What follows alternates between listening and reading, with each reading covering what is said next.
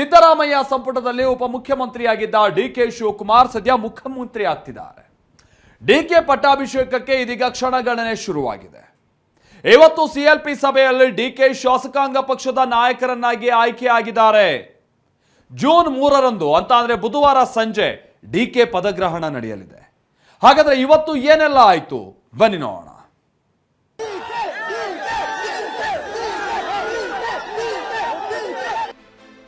ಸಿದ್ದರಾಮಯ್ಯ ಪರ್ವ ಅಂತ್ಯ, ಕರ್ನಾಟಕದಲ್ಲಿ ಡಿಕೆ ಯುಗಾರಂಭ.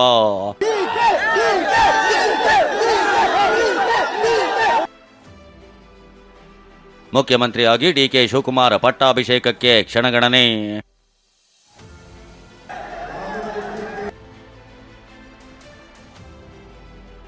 ಸಿಎಲ್ಪಿ ನಾಯಕನಾಗಿ ಡಿಕೆ ಆಯ್ಕೆ, ಬುಧವಾರವೇ ಸಿಎಂ ಆಗಿ ಪದಗ್ರಹಣ.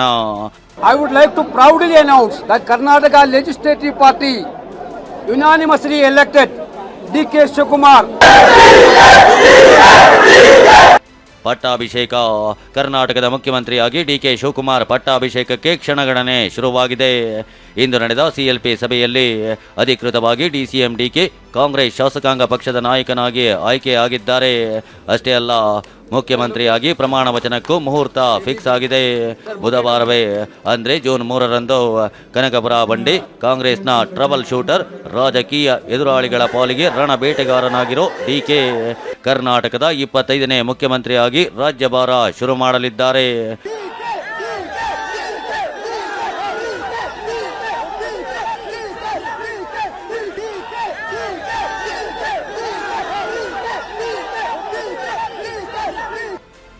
ಸಿದ್ದರಾಮಯ್ಯರಿಂದಲೇ ಹೆಸರು ಪ್ರಸ್ತಾಪ, ಡಿಕೆ ಸಿಎಲ್ಪಿ ನಾಯಕ. ಮುಖ್ಯಮಂತ್ರಿಯಾಗಿದ್ದಂತ ಡಿಕೆ ಶಿವಕುಮಾರ್ ಅವರನ್ನ ಇಲ್ಲಿಂದ ಮುಂದಕ್ಕೆ ಶಾಸಕಾಂಗ ಪಕ್ಷದ ನಾಯಕನನ್ನಾಗಿ ಮಾಡ್ತಕ್ಕಂಥ ತೀರ್ಮಾನವನ್ನ ಕಾಂಗ್ರೆಸ್ ಪಕ್ಷದ ಹೈಕಮಾಂಡ್ ತೀರ್ಮಾನ ಮಾಡಿದೆ.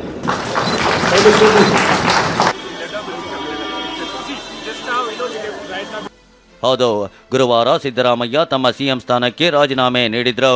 ಮುಂದಿನ ಸಿಎಂ ಡಿಕೆ ಅನ್ನೋದು ಅಂದೇ ಪಕ್ಕಾ ಆಗಿತ್ತು. ಆದರೆ ಅಧಿಕೃತವಾಗಿ ಯಾರೋ ಮುಂದಿನ ಸಿಎಂ ಡಿಕೆ ಅಂತ ಹೇಳಿರಲಿಲ್ಲ.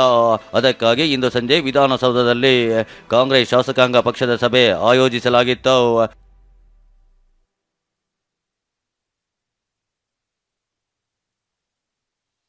ಸಭೆಗೆ ಆಗಮಿಸಿದ ಡಿಕೆ ಶಿವಕುಮಾರ್ ವಿಧಾನಸೌಧದ ಪ್ರವೇಶ ದ್ವಾರಕ್ಕೆ ನಮಸ್ಕರಿಸಿಯೇ ಒಳಗೆ ತೆರಳಿದ್ರು. ಇಂಟ್ರೆಸ್ಟಿಂಗ್ ಅಂದ್ರೆ, ಹಿಂದೆ ಡಿಕೆ ಡಿಸಿಎಂ ಆಗಿದ್ದಾಗ ಇದೇ ವಿಧಾನಸೌಧದ ಪ್ರವೇಶ ದ್ವಾರಕ್ಕೆ ತಲೆಬಾಗಿ ನಮಸ್ಕರಿಸಿದ್ದನ್ನ ಇಲ್ಲೇ ಸ್ಮರಿಸಬಹುದು.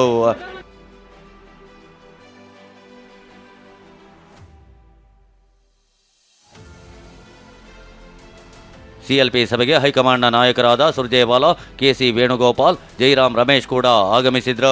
ಸಭೆಯಲ್ಲಿ ಸಿದ್ದರಾಮಯ್ಯ ಸಿಎಲ್ಪಿ ನಾಯಕನಾಗಿ ಡಿಕೆ ಹೆಸರನ್ನ ಪ್ರಸ್ತಾಪಿಸಿದ್ರು. ಪರಮೇಶ್ವರ್ ಇದನ್ನ ಅನುಮೋದಿಸಿದ್ರು. ಬಳಿಕ ಶಾಸಕರೆಲ್ಲ ಸಹಮತ ವ್ಯಕ್ತಪಡಿಸಿದ್ರು. Congress High Command suggested the name of DK Shivakumar, Deputy Chief Minister, as the leader of Congress Legislative Party. Siddaramaiah ji proposed the name of DK Shivakumar and Dr. Parameshwara seconded it. I would like to proudly announce that Karnataka Legislative Party unanimously elected DK Shivakumar as the leader of the Legislative Party of Karnataka Congress. ಇಷ್ಟೇ ಅಲ್ಲ, ಮಾತು ಮುಂದುವರೆಸಿದ KC Venugopal, DK Shivakumar ಕರ್ನಾಟಕದ ಮುಂದಿನ ಮುಖ್ಯಮಂತ್ರಿಯಾಗಲಿದ್ದು ರಾಜ್ಯಪಾಲರನ್ನ ಭೇಟಿಯಾಗಿ ಹಕ್ಕು ಮಂಡಿಸಲಿದ್ದಾರೆ ಅಂತಾನೋ ಹೇಳಿದ್ರು. Now he is going to the governor for taking claim as a chief minister, and is going to take oath as a chief minister along with his team on 3rd evening. ಇಷ್ಟೇ ಅಲ್ಲ, ಅಧಿಕಾರ ಹಸ್ತಾಂತರ ಕಾಂಗ್ರೆಸ್ನಲ್ಲಿ ದೊಡ್ಡ ಕಂಪನವನ್ನೇ ಸೃಷ್ಟಿಸುತ್ತೆ ಅಂತ ಎಲ್ಲರೂ ಅಂದುಕೊಂಡಿದ್ರು. ಆದ್ರೆ ನಮ್ಮದು ಕುಟುಂಬ ಅಂತ ವೇಣುಗೋಪಾಲ್ ಹೇಳಿದ್ರು. ಜೊತೆಗೆ 2028ರಲ್ಲೂ ಮತ್ತೆ ಅಧಿಕಾರಕ್ಕೆ ಬರೋ ವಿಶ್ವಾಸದ ಮಾತುಗಳನ್ನಾಡಿದ್ರು. This transition going to be a trouble for Congress party. Everybody anticipated that big shake is going to happen in the Congress party. Ours is a family. Ours is a family, great family. Everybody was behind Siddaramaiah ji. What Siddaramaiah ji is going to do?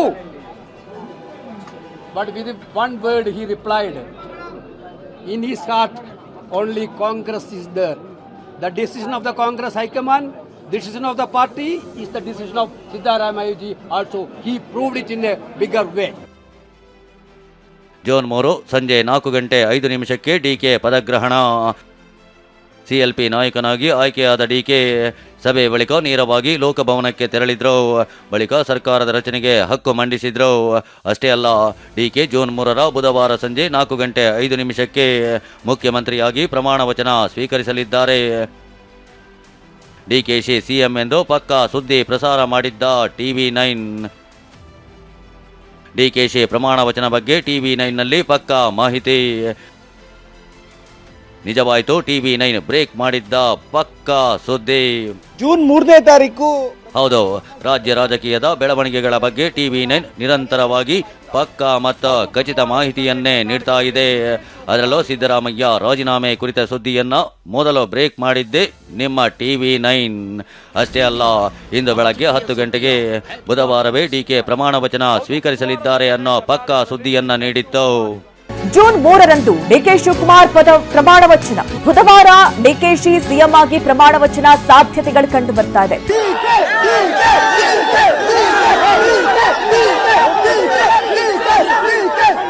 June 3ನೇ ತಾರೀಕು ಪ್ರಮಾಣ ವಚನವನ್ನ ಸ್ವೀಕರಿಸ್ತಾರೆ DK Shivakumar. ಮುಖ್ಯಮಂತ್ರಿಯಾಗಿ ಪದಗ್ರಹಣ ನಡೆಯುತ್ತೆ ಅನ್ನುವಂತ ಮಾಹಿತಿ ಲಭ್ಯವಾಗ್ತಾ ಇದೆ.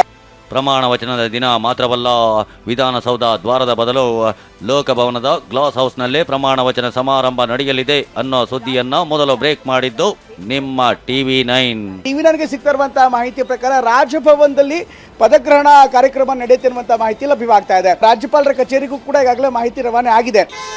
ಇದೀಗ TV9 ಬ್ರೇಕ್ ಮಾಡಿದ ಸುದ್ದಿ ನಿಜವಾಗಿದೆ. ಡಿಕೆ ಬುಧವಾರ ಲೋಕಭವನದಲ್ಲಿ ಸಿಎಂ ಆಗಿ ಪ್ರಮಾಣ ವಚನ ಸ್ವೀಕರಿಸಲಿದ್ದಾರೆ. ಅಷ್ಟೇ ಅಲ್ಲ, ಡಿಕೆ ಪ್ರಮಾಣ ವಚನ ತುಂಬಾನೇ ಸರಳವಾಗಿಯೂ ನಡೆಯಲಿದೆ. ಜಿಲ್ಲೆಗಳಿಂದ ಯಾವ ಕಾರ್ಯಕರ್ತರು ಅಭಿಮಾನಿಗಳು ಬೆಂಗಳೂರಿಗೆ ಬರಬಾರದು ಅಂತ ಕೆಪಿಸಿಸಿ ಕಾರ್ಯಾಧ್ಯಕ್ಷ GC ಚಂದ್ರಶೇಖರ್ ಮನವಿ ಮಾಡಿದ್ದಾರೆ. ಜನಸಾಮಾನ್ಯರಿಗೆ ತೊಂದರೆ ಆಗಬಾರ್ದು ಅನ್ನೋ ಕಾರಣಕ್ಕೆ ಇವತ್ತು ತಮಗೆಲ್ಲ ಗೊತ್ತಿದೆ, ಇವತ್ತು ಎಷ್ಟು ಕಷ್ಟ ಇದೆ ಇವತ್ತು ಬೆಂಗಳೂರು ಸಿಟಿ ಟ್ರಾಫಿಕ್ ಅನ್ನೋದು ತಮಗೆಲ್ಲ ಗೊತ್ತಿದೆ. ಆ ಕಾರಣಕ್ಕೆ ತೊಂದರೆ ಆಗಬಾರ್ದು, ಜನಗಳಿಗೆ ಇದು ನಾವು ತಗೊಳ್ಳೋವಂಥ ಯಾವುದೇ ಒಂದು ಕಾರ್ಯಕ್ರಮ ತೊಂದರೆ ಆಗಬಾರ್ದು, ಆಡಂಬರದಿಂದ ಕೂಡಿರಬಾರ್ದು. ಈ ಒಂದು ಚಾರ್ಜ್ ಟೇಕಿಂಗ್ ಅನ್ನೋದು ಏನಿದೆ ಅದನ್ನು ಆಡಂಬರದಿಂದ ಕೂಡಿರಬಾರ್ದು, ಆದಷ್ಟು ಸಿಂಪಲ್ ಆಗಿ ತಗೋಬೇಕು, ಕೆಲಸ ಮಾಡೋ ರೀತಿಯಲ್ಲಿ ಅದನ್ನು ತೋರಿಸ್ಬೇಕು ಹೊರತು ಆಡಂಬರ ಮಾಡೋದು ಬೇಡ, ಸರಳವಾಗಿ ಈ ಒಂದು ಕಾರ್ಯಕ್ರಮ ನಡಿಬೇಕು ಅನ್ನೋ ತೀರ್ಮಾನನ ಪಕ್ಷ ಇವತ್ತು ತೆಗೆದುಕೊಂಡು ಆ ಡೈರೆಕ್ಷನ್ನ ಇವತ್ತು ಕೊಟ್ಟಿದೆ. ಹೀಗೆ ಡಿಕೆಶಿಯ ದಶಕಗಳ ಕನಸು ಇಂದು ಈಡೇರಿದ್ದು. ಬುಧವಾರದಿಂದಲೇ ರಾಜ್ಯದಲ್ಲಿ ಡಿಕೆಶಿ ದರ್ಬಾರ್ ಶುರುವಾಗಲಿದೆ. ಪ್ರಮೋದ್ ಜೊತೆ ಪ್ರಸನ್ನ, TV9 ಬೆಂಗಳೂರು.